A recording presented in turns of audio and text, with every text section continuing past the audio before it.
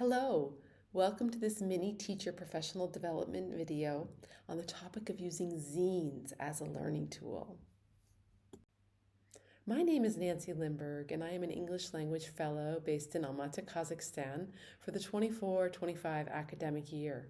As an exchange teacher, it is my pleasure to work with university students and Almaty City School teachers. Let's talk about today's topic, zines. Have you heard the term zine before? Maybe you've heard of a magazine. A zine is a homemade mini book. This form of expression has been around for a while. I first learned about it at a conference several years ago, and I'm happy to be able to share this forward. You can follow along with this video and practice making one. All you will need is a piece of plain copy paper and some scissors. After you have created the books, you need pens or pencils. Before we try making a zine, let's explore how this activity can benefit your students. Today, both students and teachers use technology tools on an increasing basis. Technology can be a wonderful tool. However, keeping some of our lessons tech-free is a good thing. A handmade paper zine is an example of a tech-free activity offering many benefits. Creating a zine involves both the kinesthetic and visual processes because it includes folding, drawing, and writing by hand. Research shows that some learners prefer and therefore may benefit from kinesthetic or visual learning.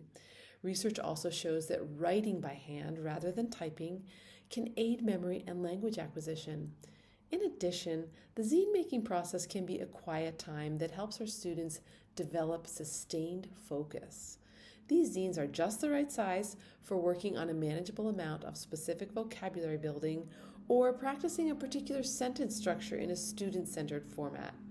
Zines are also a great way to support social-emotional learning. If you have your paper ready, let's go through the steps together. You may pause the video as needed. To begin, place your paper horizontally in front of you on a flat surface, as shown in the picture. We will be doing just 3 folds. Fold number 1, fold the paper in half as shown. Try to match the corners closely and crease the paper crisply. Fold number 2, simply fold it in half again. And fold number 3, fold it in half one more time. We now have a folded object which opens just in half, like a card or a folder. Unfold this to the halfway fold point. That was the very first fold that you made. Now you will need your scissors. Start from the folded edge and cut along the fold mark that leads from the edge to the center. You are only cutting halfway across the paper as shown in the picture. Now unfold the paper completely. It will look like this with the cut portion in the middle. Next comes the magic. It is actually very simple, but it might take you a few tries as you experiment with it. Hold the paper up in the air and refold it like in the picture. This will create multiple pages.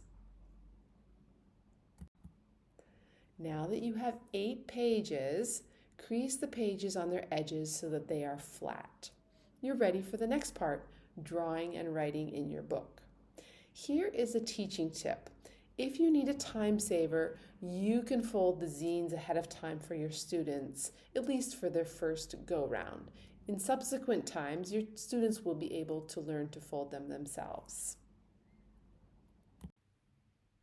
Depending on your student's level, the sky is the limit on how you can use these little books. For instance, students could draw and write about a past experience, and you could help scaffold the activity with question prompts. Prompts like, what did I feel? What did I do? What did I see? What did I learn? What did I hear? What will I remember? Here's a sample zine that I recently made on the theme of things I like to do in nature. Here's the cover. Here's the first page 1 and 2, I kept it simple and wrote one statement per 2-page spread and then drew a little picture about it. As you can see, you don't have to be an expert artist to create these. As a follow-up activity, you could hold a class mixer in which students walk around with their zines and share something about the zine they made with their classmates. My favorite things about this activity is that it is adaptable to so many contexts, it works for students of any age or level, and it is extremely simple to implement. Have fun writing in your own zine, and I hope you will give this idea a try with your students.